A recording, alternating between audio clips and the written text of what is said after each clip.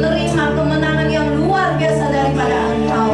Biarlah Tuhan Roh-Mu yang bekerja, mengambil alih Tuhan akan ibadah pada saat hari ini Tuhan, sampai pada akhirnya Tuhan.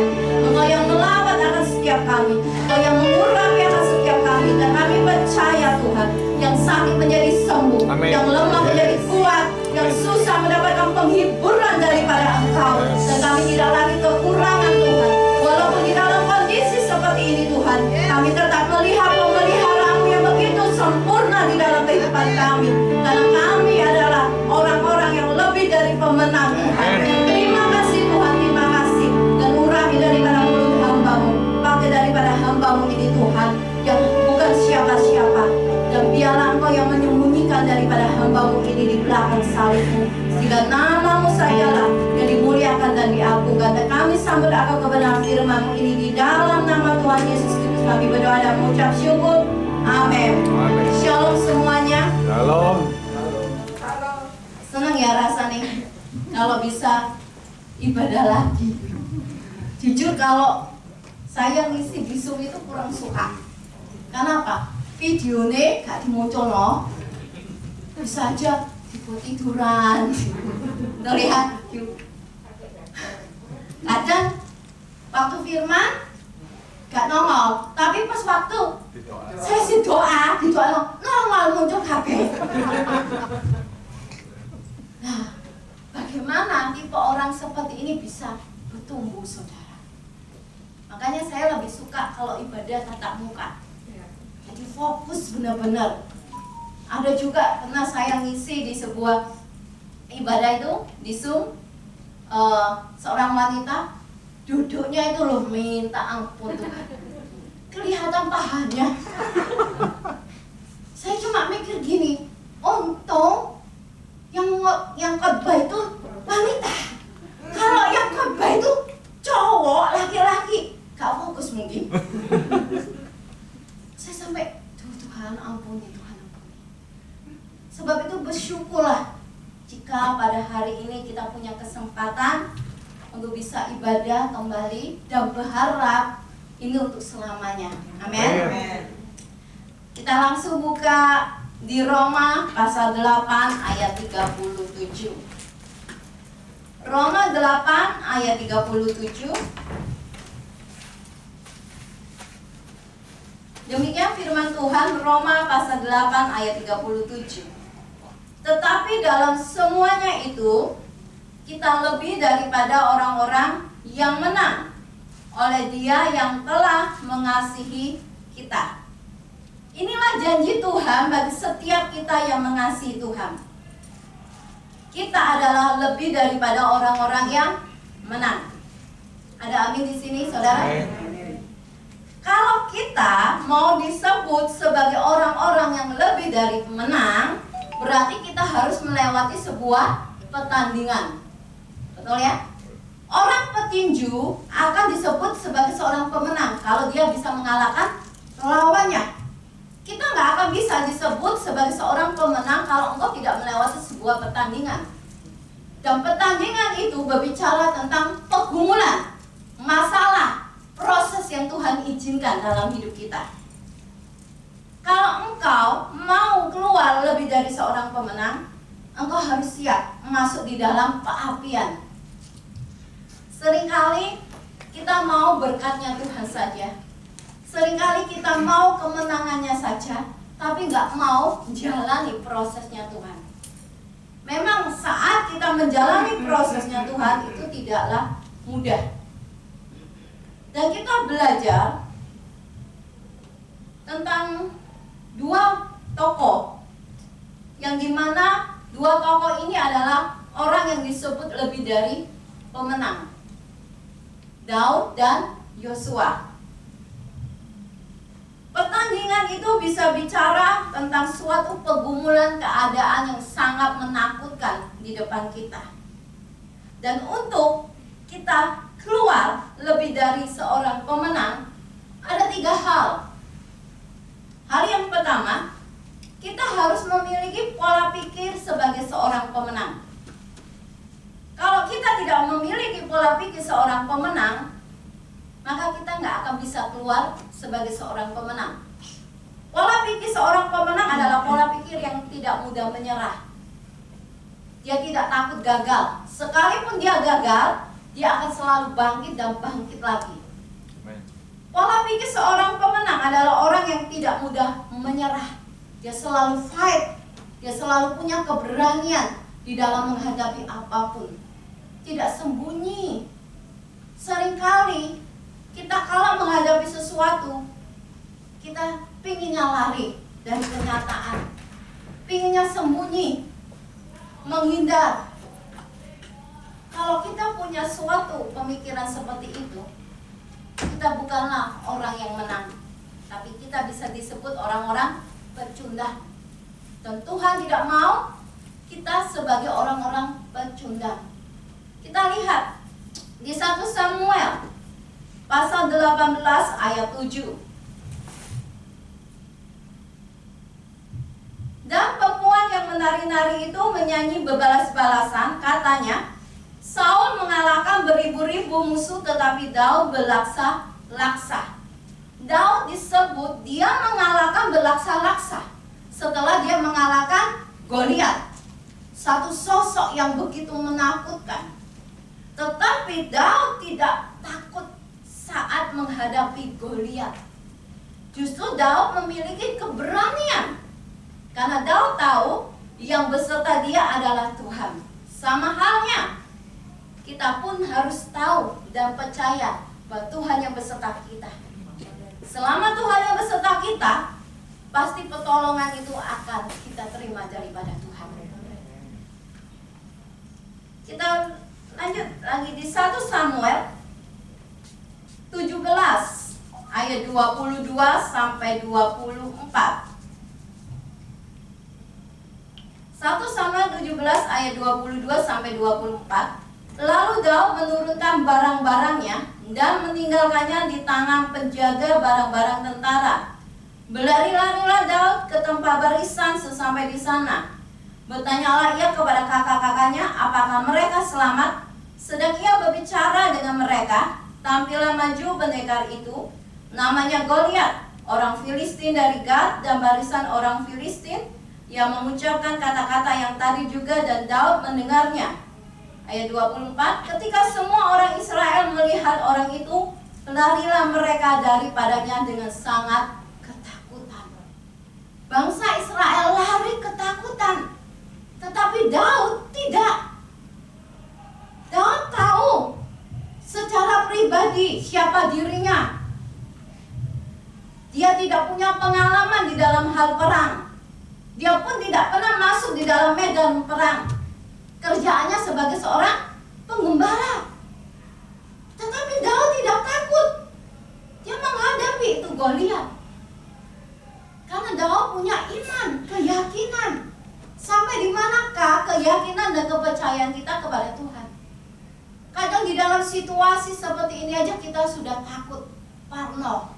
Ada seorang jemaat yang tanya, Ci Yencen masih keleleng? Masih terima kamu? Masih. Loh, gak takut Ci Yencen? Saya bilang, selama Tuhan ACC, saya tetap jalan. Kecuali kalau Tuhan tidak ACC. Percaya dengan perlindungan Tuhan, tapi percaya bukan berarti nekat ya saudara ya. Percaya dalam arti kalau engkau sudah dapat konfirmasi daripada Tuhan. Dan Daud tahu bahwa hidupnya disertai oleh Tuhan. Makanya dia berani menghadapi Goliat. Jangan pernah lari di dalam suatu permasalahanmu. Mungkin engkau sedang diproses di dalam pekerjaanmu. Mungkin kamu bertemu dengan bos yang pelit, penuh dengan tekanan, teman-teman yang gak baik. Terus dikit-dikit, aku tak keluar ya Ci, gak buat aku kerja nih. Saya bilang, kalau prosesmu belum selesai, walaupun kau keluar di tempat pekerjaanmu, di next berikutnya aku juga akan diproses hal yang sama. Jadi untuk apa engkau pindah-pindah? Selesaikan dulu prosesmu sampai engkau lulus. Karena saya alami saudara, saya itu diproses Tuhan. Saya itu ngalami 3 tahun hidup seperti neraka. Masalah yang rasanya itu enggak habis-habis, setiap hari dan setiap hari. Secara daging saya jerit. Dan suatu ketika logika saya berbicara dan manusia saya secara daging berbicara, wes kon keluar dari rumah. Dan saya sempat melangkahkan kaki saya keluar dari rumah. Saya sudah sempat berhenti di depan di Tunjungan Plaza. Depannya kan ada hotel Becky's Hall. Saya sudah berdiri di situ karena saya lari dari sesuatu masalah yang saya hadapi. Waktu saya mau masuk ke lobi, tiba-tiba ada telepon. Telepon ini dari papi rohani saya yang di Jakarta. Telepon, Yenjen kamu di mana? Saya di depan hotel. Ngapain? Saya cerita. Lalu papi rohani saya tanya, kamu pingin menjadi pecundang atau pemenang? Saya jawab, pingin jadi pemenang. Balik pulang. Secara daging saya, aduh Tuhan, kok balik? Balik masalahku loh, gede banget. Pada saya itu sudah doa, tapi seakan-akan Tuhan itu diam, nggak melakukan apapun. Tapi puji Tuhan, saya belajar untuk taat. Saya berkata sama papi rohani saya, oke Pi, saya balik pulang ke rumah. Saya hadapi itu masalah. Selama Tuhan beserta saya yakin saya bisa mengalahkan itu masalah. Pada akhirnya saya balik pulang. Suami nggak tahu kalau saya itu hampir minggat. Karena waktu itu saya nggak kuat. Saya jerit-jerit sama Tuhan. Benar-benar kalau di proses Tuhan itu kikis habis, saudara. Saya ngerasain itu. Tapi waktu saya balik, pada akhirnya saya memenangkan satu ujian itu. Inilah yang Tuhan mau. Lebih dari seorang pemenang. Jangan pernah kau lari dari kenyataan. Hadapi. Mungkin kau diproses Tuhan dalam keuanganmu, anakmu, suamimu. Kalau suamimu jangan ojo titik-titik minggat. Kalau engkau minggat, percaya hasilnya nol. Puji Tuhan, saya gak jadi minggat. Karena Tuhan masih sayang saya, mengingatkan saya, dan saya belajar taat. Pada akhirnya saya menang. Memang menghadapi suatu pertandingan itu tidak mudah, saudara. Sama seperti Daud. Daud tidak mengandalkan keterampilannya di dalam ketampelnya, tapi Daud mengandalkan Tuhan. Sebab itu Daud bisa mengalahkan Goliat, dan dia disebut Daud mengalahkan belaksa. Kita lanjut di Matius 28 ayat 20b. Demikian firman Tuhan, dan ketahuilah, aku menyertai kamu senantiasa sampai kepada akhir zaman. Kita perhatikan, ini janji Tuhan. Tuhan beserta kita sampai pada akhir zaman. Jadi kita tidak perlu takut dan khawatir akan apapun, karena inilah janji Tuhan. Dan saya pegang janji ini. Waktu saya menghadapi masalah, saya berkata, Tuhan, Engkau yang menyertai aku. Dan bila mana Engkau yang di pihakku, siapa yang jadi lawanku? Kalau Tuhan sudah di pihak kita, kemenangan itu pasti kita peroleh. Selama tergantung dari respon hati kita. Hal yang kedua, selain kita memiliki pola pikir sebagai seorang pemenang yang tidak takut gagal, yang tidak menyerah, yang tidak mudah putus asa, tidak lari dari suatu kenyataan ataupun keadaan, tetapi punya keberanian menghadapinya bersama dengan Tuhan, maka pikiran ini harus diisi dengan firman Tuhan. Kalau pikiran kita diisi dengan tontonan film drama Korea, kalau menghadapi masalah bagaimana kita bisa mengalahkan keadaan. Kalau pikiran kita cuma diisi dengan tontonan-tontonan yang bukan seperti tontonan porno, tontonan hal-hal yang tidak membangun iman kita, maka kita tidak akan bisa mengalahkan suatu keadaan. Sebab itu isi pikiran kita dengan firman Tuhan. Pikiran positif, jangan pikiran negatif, pikiran takut, pikiran khawatir. Kadang kita ngomong, aduh mati aku, kondisi kayak gini PPKM terus, bangkrut aku loh. Jangan. Kok terjadi sungguhan gimana? Karena hati-hati loh di dalam setiap perkataan kita juga. Jadi pikiran kita harus diisi dengan firman Tuhan. Dan pikiran yang diisi dengan firman Tuhan itu adalah orang-orang yang mengikuti Tuhan dengan sepenuh hati. Kita lihat di Bilangan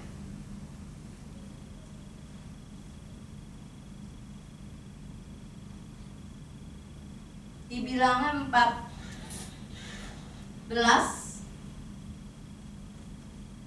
di Yosua dulu. Di Yosua 14 ayat 8. Yosua 14 ayat 8. Demikian firman Tuhan, sedang saudara-saudaraku yang bersama-sama pergi ke sana dengan aku membuat tawar hati bangsa itu, aku tetap mengikuti Tuhan Allahku dengan sepenuh hati. Yosua mengikuti Tuhan dengan sepenuh hati. Sebab itu waktu Yosua disuruh mengintai, Yosua tidak takut. Karena Yosua mengikut Tuhan. Kalau orang yang mengikut Tuhan sepenuh hati, pasti pikirannya diisi dengan firman Tuhan. Pasti memiliki hubungan intim dengan Tuhan. Pekerjaannya sehari-hari bukan tontonan drama Korea, tapi saat teduhnya, doanya. Jangan kondisi seperti ini, oh gak ada gereja, gak ada ibadah, wes daripada nganggur, gak ada sing dikerjakno, tak nonton drama Korea. Salah. Justru kondisi seperti ini kita harus lebih dekat sama Tuhan, diisi lebih lagi dengan firman Tuhan, sehingga saat kita menghadapi sesuatu, kita sudah dapat kekuatan daripada Tuhan. Spirit kita, wow, tetap menyala-nyala di dalam Tuhan. Di Bilangan 14 ayat 9. Bilangan 14 ayat 9, demikian firman Tuhan. Hanya janganlah memberontak kepada Tuhan, dan janganlah takut kepada bangsa negeri itu, sebab mereka akan kita telan habis. Yang melindungi mereka sudah meninggalkan mereka, sedang Tuhan menyertai kita. Janganlah takut kepada mereka. Ini perkataan Yosua saat dia mengintai. Dia melihat raksasa yang lainnya, pengintai yang lainnya pada ketakutan. Tetapi Yosua dan Kaleb tidak. Dia memiliki keyakinan yang penuh. Semua pada tawar hati, tetapi Yosua tidak. Karena apa? Karena Yosua mengikuti Tuhan sepenuh hati. Kalau kita mengikuti Tuhan sepenuh hati, pasti kita mengenal siapa Tuhan yang senantiasa menjaga kita, yang senantiasa memberkati kita, yang senantiasa menolong kita. Hal yang ketiga, setelah mengisi pikiran kita dengan firman Tuhan, maka kita harus belajar untuk mengucapkan perkataan firman itu. Seperti Yosua. Yosua mengucapkan perkataan firman, perkataan yang membangun rohnya.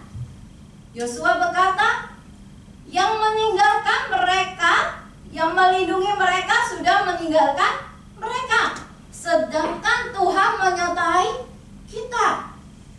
Jangan takut kepada mereka. Kita akan menelan mereka habis.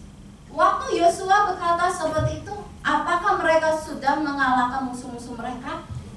Belum. Tapi Yosua memiliki keyakinan yang penuh. Sampai di manakah keyakinanmu dan kepercayaanmu kepada Tuhan untuk tetap berdiri teguh dalam kondisi apapun? Apalagi dalam kondisi seperti ini. Semuanya berdampak, saudara. Dari yang besar sampai yang kecil. Tetapi justru dalam kondisi seperti ini, itu akan membuktikan siapa Tuhan kita dalam hidup kita. Kalau enggak dalam kondisi seperti ini, kita mungkin selama ini merasa, oh aku berhasil karena aku pintar. Tapi kalau dalam kondisi seperti ini, enggak ada yang ngomong, oh aku punya duit, aku bisa pergi ke luar negeri. Siapa yang berani berkata seperti itu dalam kondisi seperti ini? Inilah saatnya menunjukkan siapa Tuhan kita dalam hidup kita. Apakah Tuhan yang kita percayai benar-benar Tuhan yang hidup? Itu kembali daripada iman kita kepada Tuhan. Bukan hanya Yosua, Daud pun memperkatakan perkataan iman. Kita lihat di 1 Samuel 17 ayat 37. 1 Samuel 17 ayat 37. Demikian firman Tuhan, pula kata Daud, Tuhan yang telah melepaskan aku dari cakar singa dan cakar beruang, Dia juga akan melepaskan aku dari tangan orang Filistin itu. Kata Saul kepada Daud, pergilah, Tuhan menyertai engkau. Pergilah, Tuhan menyertai engkau. Tapi perhatikan kata daripada Daud, Tuhan yang telah melepaskan aku dari cakar singa dan cakar beruang, Tuhan juga yang akan melepaskan dari tangan Goliat. Wow. Dia belum kalahkan Goliat loh, tapi dia sudah memperkatakan, dia punya keyakinan. Sama halnya saudara, kita juga harus memiliki keyakinan. Mungkin orang menganggap, kamu gak punya masa depan, kamu itu bukan siapa-siapa. Tolak itu semuanya dalam nama Tuhan Yesus. Jangan kamu, oh iya benar ya kata orang itu, aku bodoh, aku gak bisa apa-apa. Jangan saudara. Kalau hari ini mungkin keadaanmu habis, bangkitlah kembali. Jangan ngikutin apa kata orang, karena hidup kita bukan ditentukan apa kata orang. Saya diprediksi oleh semua orang, termasuk keluarga saya gak punya masa depan. Karena sekolah saya bodoh banget. Suami saya ngomong seperti ini, nih, Inggris nilainya api, itu karena guru seneng ngetekon. Soalnya aku lihat kamu, Inggrisnya gak cetok. Jangankan Inggris, mau hitung-hitungan matematika gak entos. Saya kan, iya aku memang. Tapi Tuhan bersama aku kok. Nanti Tuhan yang ajarkan saya pintar. Saya bilang seperti itu, saudara. Ini adalah membangun iman kita, membangun roh kita. Jangan, iya aku goblok, ya aku memang gak entas. Mengasihi diri sendiri itu bukan yang Tuhan mau. Itu bukan mental seorang pemenang. Rendah hati itu baik, tapi rendah diri itu yang gak baik. Jadi jangan rendah diri, saudara. Waktu kondisi keadaan pandemi, semua kan berdampak. Saya ini gak bisa masak. Goreng telur aja, nyiprat minyaknya bisa ngaco. Goreng Indomie, gak jadi matang, setengah matang. Tapi Tuhan mengajarkan saya.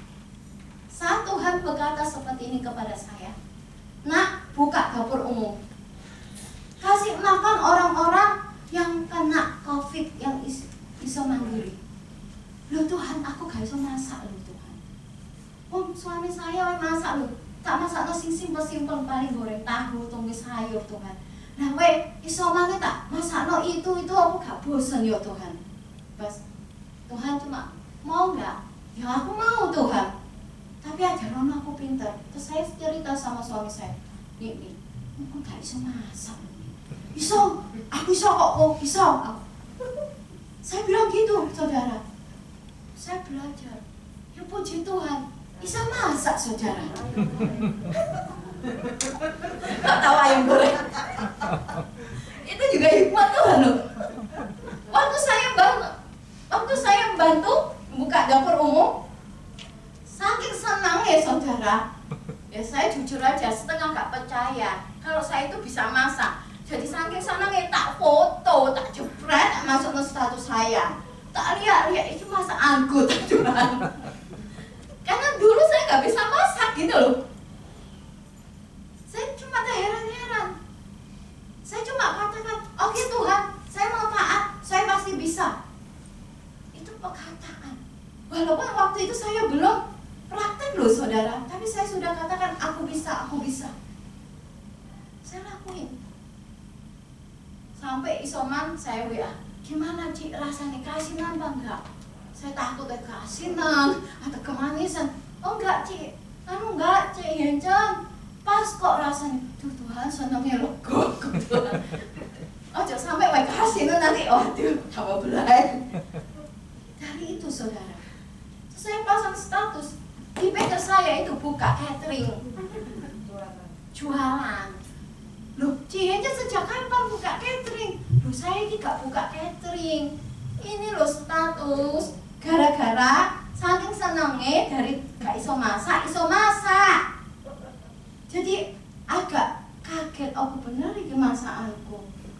Waktu suami saya tak cobain, dia tanya, ini bumbu jadi apa kan ngulek dewe? Salah lagu saudara. Karena tahu background saya gak bisa masak.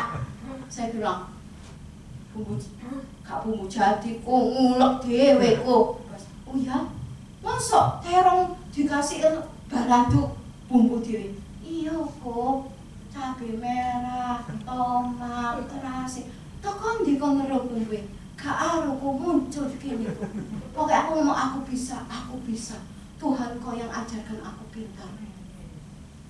Saya katakan itu saudara. Pada akhirnya suami saya bilang gini, nih, aku kok pengen masak soto ayam. Kamu masak soto ayam nih? Aduh Tuhan, bojoku nyaluk soto ayam Tuhan. Tahu nggak, sehari itu saya ngerenung bumbu soto ayam.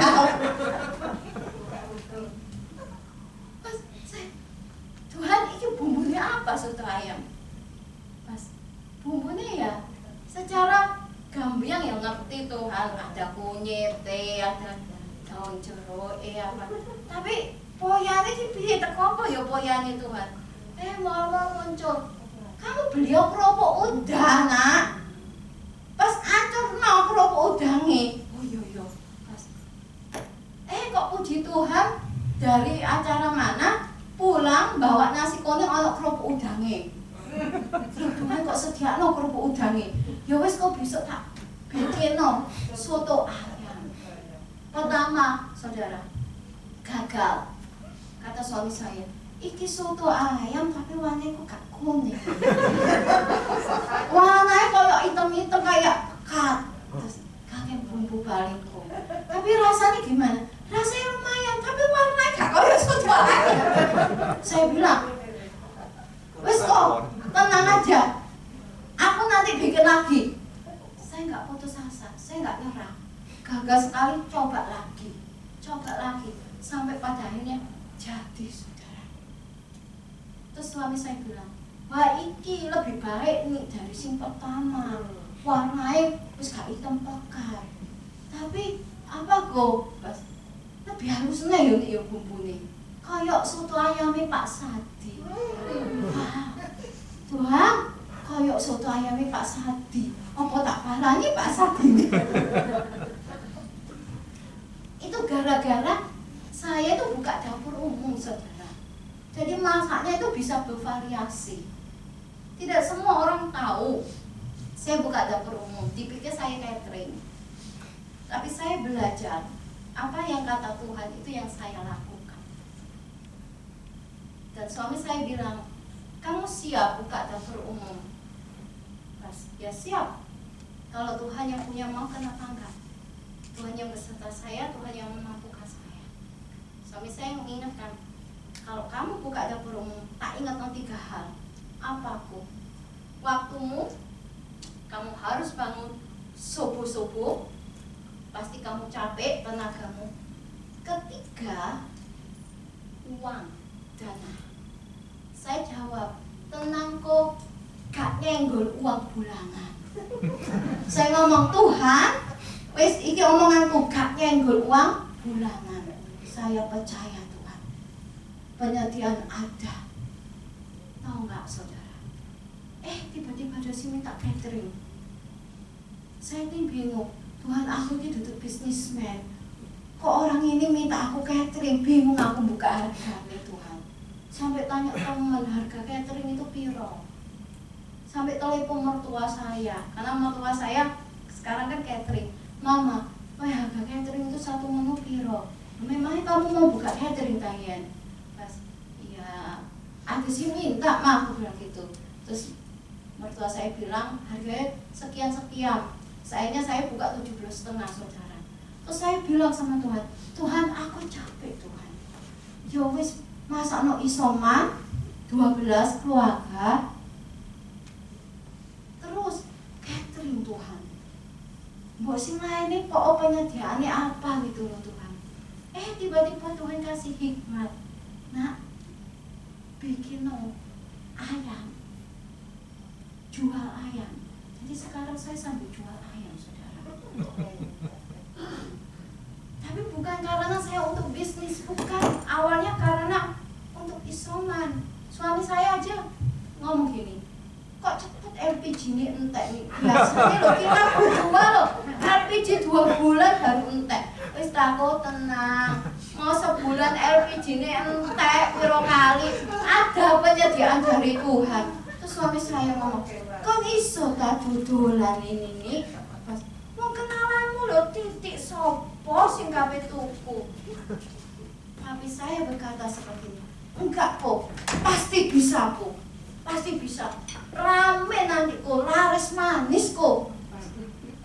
Suami saya lihat, mulutmu Yuni yo, pas kenapa kok? Yo, penuh iman ya kamu. Oh itu harus saudara. Sebagai orang yang beriman harus berkata-kata iman. Awalnya saya ragu, tapi puji Tuhan banyak yang komen. Tadi aja sebelum di sini saya nganterno ayam saudara. Ada 50 pesanan. Banyak. Suami saya, kan kuat. Bersama Tuhan aku kuat. Tapi lebih dari itu saya nggak mau saudara. Saya batasi pertanyaan. Pas pada akhirnya saya memperkatakan perkataan firman. Dari dulu orang yang berkata saya nggak punya masa depan, saya goblok, saya minder, nilai juga jelek, pas-pasan, masa ya nggak bisa. Tapi saya katakan aku bisa. Inilah yang Tuhan mau. Perkatakan perkataan iman saudara. Jangan memperkatakan perkataan yang negatif, perkataan yang khawatir, perkataan yang menakutkan. Gimana engkau bisa memperoleh suatu mujizat dan perubahan di dalam hidupmu kalau perkataanmu selalu dipenuhi dengan kata kegagalan, ketakutan, kekhawatiran. Justru dengan kita memperkatakan perkataan iman itu membangun roh kita, dan itu yang akan membuat kuasa Tuhan itu bekerja. Sebab hidup mati itu dikuasai oleh kita. Firman itu tidak jauh kok saudara. Firman itu dekat di mulut kita. Ayo praktek memperkatakan firman Tuhan. Orang yang memperkatakan firman Tuhan, dia harus punya hubungan yang begitu dekat sama Tuhan. Setelah mengisi pola pikirnya dengan firman Tuhan. Tapi kalau pola pikirnya diisi dengan tontonan drama Korea, diisi dengan bacaan yang enggak baik seperti komik dan lain-lain sebagainya, bagaimana kita bisa mengucapkan suatu perkataan. Jangan pernah melihat keadaanmu. Daud tidak pernah melihat Goliat, tapi dia melihat akan kuasa Tuhan yang bersama dia. Sebab itu Daud bisa mengalahkan Goliat. Kalau kita melihat keadaan kita, maka kita tidak akan memperoleh apa yang Tuhan janjikan. Saya belajar, saudara, untuk tidak melihat satu kondisi keadaan. Saya punya pergumulan, tapi saya belajar untuk tidak melihat pergumulan itu.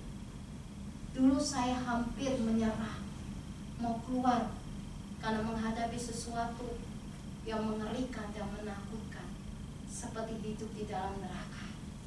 Tetapi Tuhan mengingatkan saya untuk saya menghadapi. Pada akhirnya saya berkemenangan. Kalau saya minggat, gak balik, gak nurut dari apa kata Tuhan, mungkin saya gak ada hari ini. Mungkin hidup saya bisa habis dan tidak semakin baik. 3 hal ini, saudara, yang Tuhan mau. Kalau engkau ingin lebih dari seorang pemenang, miliki pola pikir sebagai seorang pemenang. Pola pikir seorang pemenang itu bukan pola pikir yang takut, tetapi berani menghadapi segala sesuatu. Tidak mudah putus asa, tidak mudah menyerah, tapi hadapi bersama dengan Tuhan, karena kita tahu Tuhan yang beserta kita. Hal yang kedua, isi pikiranmu dengan firman Tuhan. Dengan mengisi pikiran kita dengan firman Tuhan, kita harus mengikuti Tuhan sepenuh hati. Kalau mengikut Tuhan tidak bisa setengah-setengah. Aku seneng ya tak doa, tak seneng aku gak doa. Aku mood ya aku teko ibadah, kalau gak mood ya gak teko. Ini bukan mengikut Tuhan ini bukan mengikut Tuhan sepenuh hati, tapi setengah-setengah. Dan jangan pernah jadikan ibadah itu sebagai rutinitas. Kalau engkau jadikan ibadahmu sebagai rutinitas, itu engkau bukan mengikut Tuhan sepenuh hati, tapi setengah-setengah. Karena agamawi. Oh iya aku orang Kristen, ya ke gereja. Jangan. Tapi berusahalah saat engkau datang beribadah, engkau dapatkan apa yang jadi rema di dalam firman itu, dan praktekkan. Maka engkau akan lihat firman itu punya kuasa yang membawa perubahan dalam hidup kita. Jangan pernah remehkan firman Tuhan. Kelihatannya cuma bacaan biasa firman Tuhan, tapi punya kuasa, saudara. Saya belajar, waktu saya menghadapi ketakutan, saya selalu berkata, Tuhan, Engkaulah kekuatanku. Jujur, saudara, saya ini 1 minggu yang lalu, karena saya masak untuk isoman banyak, habis saya drop lagi. Diperiksa itu 6, dan dokternya geleng-geleng. HB-mu drop lagi 6. Iya dok. Masih kuat berdiri, gak pingsan? Enggak dok, masih bisa. Malah saya masih masak dok. Bangun pagi-pagi subuh, kadang malam sih ngerajangi bawang, sik ngerajangi bumbu, sik ngolah dok pas. Ini kamu jangan diremehno lo ya. Ini wis HB-mu 6 lo. Terus dilihat lagi, keping sel darah merahmu itu kecil-kecil, gak besar-besar. Ya dok, saya tahu. Ini kamu sudah pemasukan sel darah merahmu itu sudah nggak nyampe nang otak. Jadi oksigen itu mau nyampe ke otak ini pelan sekali. Hati-hati kamu bisa blank. Saya cuma jawab gini, ya memang saya sudah blank, tapi belum sepenuhnya blank. Dan saya percaya sekalipun saya blank, tapi saya tetap bisa melakukan pekerjaan saya yang terbaik. Sampai dokternya bingung, kamu ini imannya gede banget dalam hati mungkin. Pas kamu rekam jantung ya. Dok, apa harus tahu? Oh jantung saya baik-baik. Sudah, kamu rekam jantung, kamu ini sok tahu. Aku belum diperiksa kok ngomong jantungnya. Tidak ada apa-apa. Ngomong saya sih punya jantung loh dok. Sudah, rekam jantung. Jadi minggu depan saya akan disuruh rekam jantung. Hanya karena HB saya 6, terus darah keping saya itu kecil-kecil, gak nyampe 6 otak. Suami saya, nah kayak tani, ojo kesel-kesel. Kon iki lho mbelani nang wong-wong. Pas luku aku gak mbelani wong-wong. Sing tak bantu lho aku ya gak kenal. Aku ini melakukan apa yang Tuhan mau, karena aku adalah hambanya. Pas wis aku kuat kok atau tak guyoni suami saya. Tahu tak guyoni apa? Saya Simpson wanita. Suami saya guyu cekakaan. Ini loh rahasia nih saudara. Ojo ngomong, aduh aku lemes, aku capek. Kalau saya ngomong saya Simpson wanita, terjadi saya kuat saudara. Yuk saya undang pemain musik, WL, singer.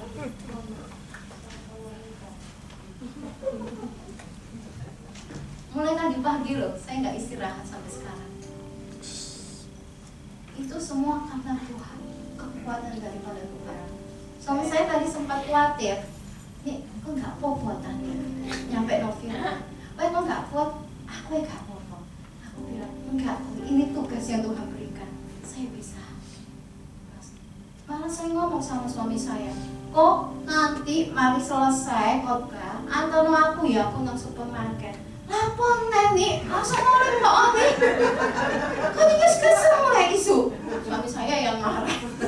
Saya bilang, saya bilang, kok saya butuh daging. Kebutuhan di kulkas entek kok. Nanti orang jam masak kayak ada isoman piye. Kok gini nih kritis saya. Bukan kritis, tapi memang suatu tanggung jawab yang Tuhan berikan kepada saya. Jangan mau dikalahkan kondisi, jangan mau dikalahkan keadaan. Walaupun mungkin secara fisik kita lemah, mungkin banyak kekurangan di dalam fisik kita, tapi percayalah Tuhan yang akan berikan kekuatan. Saya udah WL. Engkaulah perisaiku. Saya minta untuk semuanya kita berdiri. Saat badai hidup menepatku, firman-Mu di dalamku, dalam jiwaku, ku kan berdiri di tengah badai dengan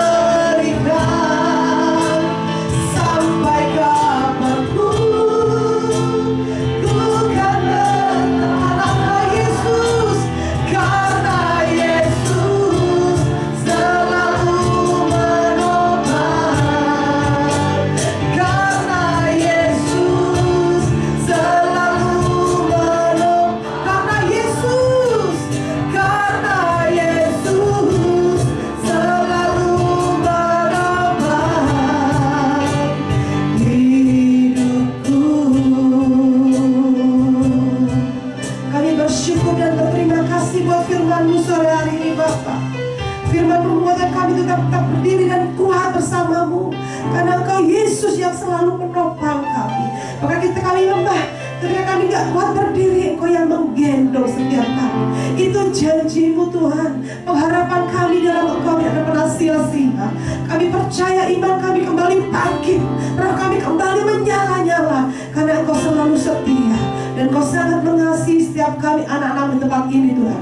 Apapun, siapapun keadaan, apapun kami, Engkau sangat mengetahui lebih dari diri kami sendiri. Yang terbaik dan sudah siapkan buat setiap kami. Bila kami terus melekat, buat kami beri hati yang roh setia dan roh yang kuat, roh keperkasaan Tuhan, menghadapi apapun badai hidup, tekanan, masalah keluarga, masalah pandemi seperti ini Tuhan, masalah ekonomi bahkan Tuhan. Hanya Engkaulah kekuatan kami. Mungkin manusia gak bisa apa-apa, tapi tangan-Mu yang terlalu panjang selalu menolong kami Tuhan, selalu menopang kami. Terima kasih Tuhan buat kebenaran firman-Mu. Berkati hamba-Mu Bu Yenti dan Pak Arun dan keluarga. Kau berikan kekuatan yang baru, kekuatan yang extraordinary Tuhan. Mungkin selama ini manusia kami lemah, mungkin selama ini Bu Yenti lemah, tapi kekuatan dari Engkau yang luar biasa, day by day, baik siang maupun malam, karena hamba-Mu Kau utus untuk melayani jiwa-jiwa yang isoman. Terima kasih Kau memberkati keluarganya, memberkati anak-anaknya, diberkati berkali-lipat ganda. Terima kasih Tuhan. Ini saatnya kami akan memberi persembahan. Kuduskan hati kami, kuduskan pemberian kami ini Tuhan. Kami bersukacita di dalam Engkau. Terima kasih Bapa. Dalam nama Yesus kami siap memberi dengan sukacita. Haleluya. Amin. Silakan duduk bersama. Nanti setelah